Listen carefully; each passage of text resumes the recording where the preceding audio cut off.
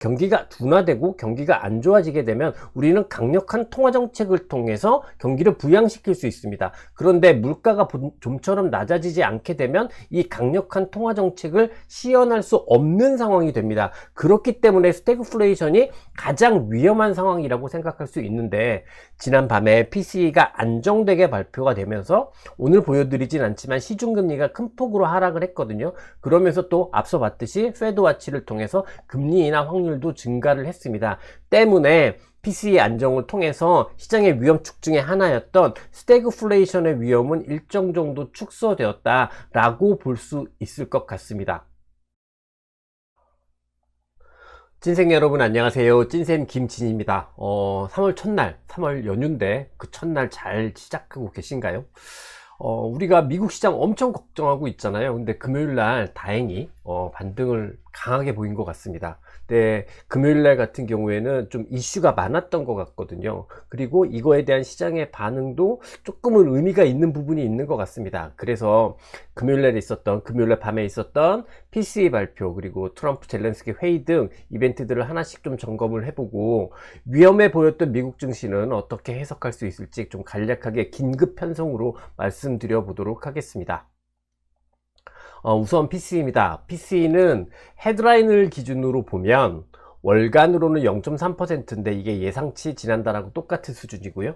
연간으로 보면은 2.5%로 발표됐는데 지난달보다 소폭 낮아졌습니다. 연준이 물가 판단을 하는 데 있어서 가장 중요하게 여긴다고 하는 코어 PCE 같은 경우에는 월간으로는 0.3%로 지난달보다 조금 높게 나왔습니다만 연간으로 보면 2.6%가 나왔는데요.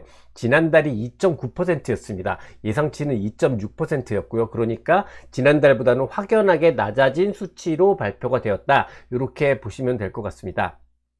우선 일단 PCE는 지난번에 공개됐던 CPI하고는 다르게 예상 수준으로 안정돼서 발표되었다, 이렇게 보시면 좋을 것 같은데요.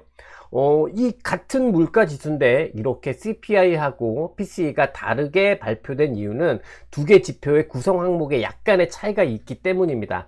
CPI가 지난달에 높게 나왔던 이유 중에 하나가 의료비, 자동차 보험료의 상승 때문인데, 요거는 PCE에서 빠지는 항목이거든요. 그렇기 때문에 PCE가 안정되게 나왔다, 이렇게 보시면 될 것 같고요.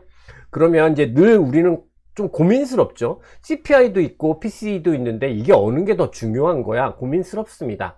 근데 이 중에서 하나 더, 좀 더 중요한 물가 지수를 뽑자고 한다면 사실은 PCE를 생각할 수 있습니다. 왜냐면 PCE가 CPI에 대비해서 보다 더 유연한 지표이기도 하고 현재 상황을 더 잘 반영하는 지표라고 이야기가 되고 있기 때문입니다.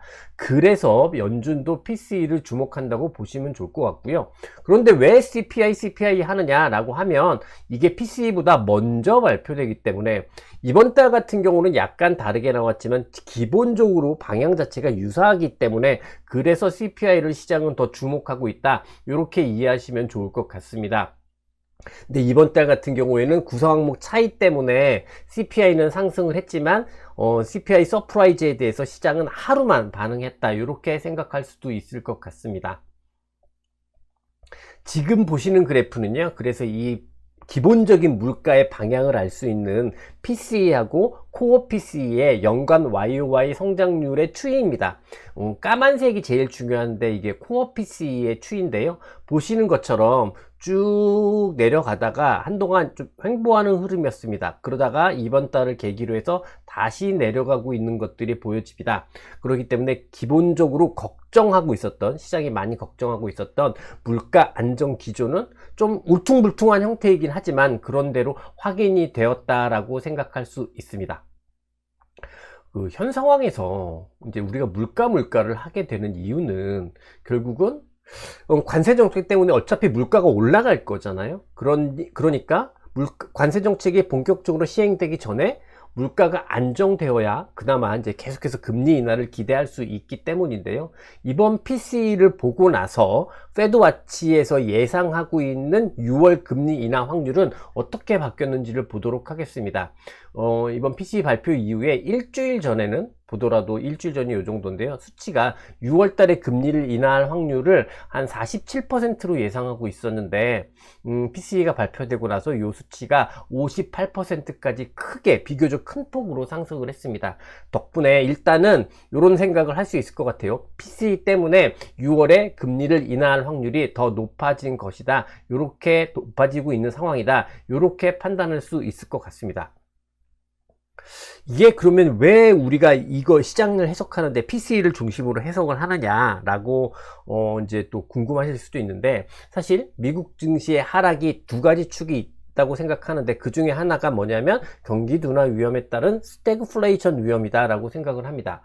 그럼 이제 스태그플레이션 위험이라는 게 과연 뭘까 생각을 해보면, 간단하게 말씀을 드리면 경기는 둔화되고 있는데 물가가 좀처럼 낮아지지 않는 현상, 이거를 스태그플레이션이라고 합니다. 근데 이게 왜 문제냐면, 경기가 둔화되고 경기가 안 좋아지게 되면 우리는 강력한 통화 정책을 통해서 경기를 부양시킬 수 있습니다. 그런데 물가가 좀처럼 낮아지지 않게 되면 이 강력한 통화 정책을 시연할 수 없는 상황이 됩니다. 그렇기 때문에 스태그플레이션이 가장 위험한 상황이라고 생각할 수 있는데, 지난 밤에 PCE가 안정되게 발표가 되면서 오늘 보여드리진 않지만 시중금리가 큰 폭으로 하락을 했거든요. 그러면서 또 앞서 봤듯이 페드와치를 통해서 금리 인하 확률도 증가를 했습니다.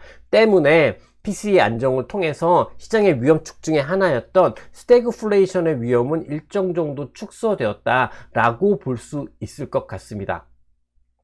근데 이제 사실 미국 증시 좀 보신 분들은 아시겠지만, 이게 미국 증시가 꼭 PCE 때문에 상승한 거야? 이렇게 판단이 잘 안 들어요. 왜냐하면 PCE는 우리 시간 기준으로 해서 금요일 저녁 10시 반에 발표가 됐단 말이죠. 하지만 증시는 장중 내내 약세를 보이다가 막판에 상승으로 전환된 모습입니다. 이제 지금 보시고 계신 게 뭐냐면 미국 S&P 500의 금요일 날의 일중 그래프인데요.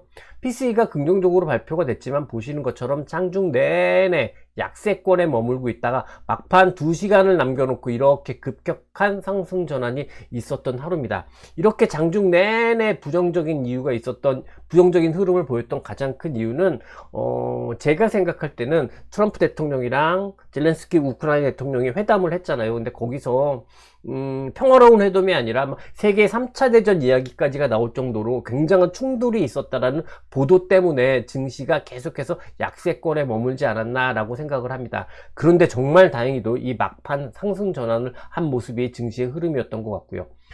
솔직하게 말씀을 드려서 이렇게 막판에 급격한 상승 전환을 한 이유가 무엇인지는 정확하게는 잘 모르겠습니다.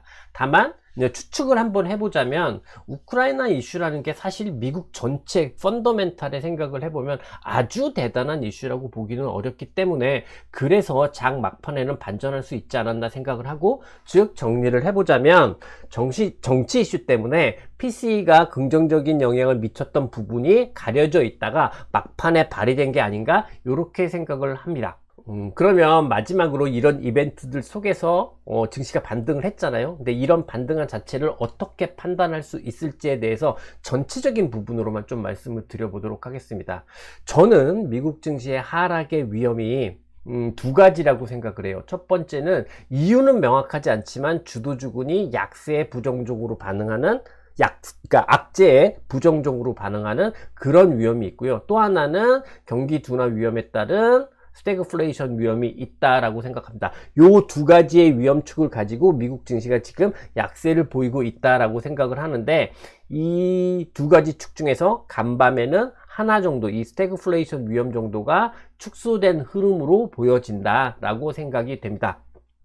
근데 저의 이런 추측들은 실제로 시장 반응을 통해서도 확인이 되는데요.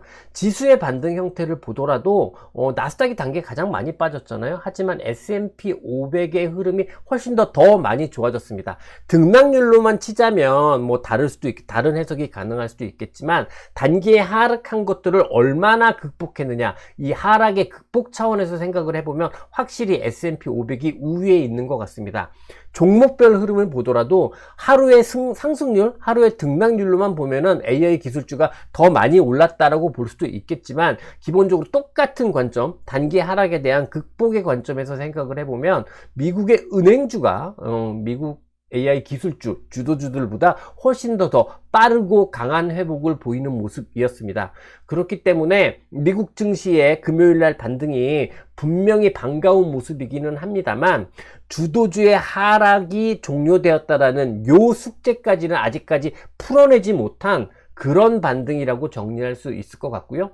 요거에 대해서는 조금 더 자세한 판단과 해석이 필요하잖아요. 이거는 월요일 날 어차피 우리가 놀더라도 미국 시장 열리기 때문에 제가 늘 방송을 하는데 그 시간을 통해서 말씀드리도록 하겠습니다. 우선 일단 금요일 같은 경우 오늘 이제 휴일 동안 확인하고 그러니까 알고 계셔야 하는 부분은 금요일 날 미국 증시는 양대 약세축이 있었는데 그 중에서 조금 약한 약세축, 약세 요인이었던 스태그플레이션 위험이 PCE 때문에 그런대로 제거되면서 반등한 하루다. 이렇게 정리하면 될 것 같습니다. 미국 증시가 이제 분명히 충격을 받았었는데, 그리고 그 충격 자체는 좀 위험한 수준이었는데 또 강한 반등을 하면서 뭐 약간 오락가락한 모습이 있는 것 같아서 급하게 영상을 하나 만들어 본 겁니다. 주말에 푹 쉬시면서 생각을 하시면 좋을 것 같아서 만들었고요. 보다 더 자세하고 디테일한 해석들은 조금 더 필요하다라고 생각이 들고 요것들은 월요일날 방송을 통해서 말씀을 드리도록 하겠습니다. 네, 방송 마무리 하겠습니다. 저는 찐쌤 김진이고요. 끝까지 들어주셔서 감사합니다. 그리고 좋은 주말 되십시오.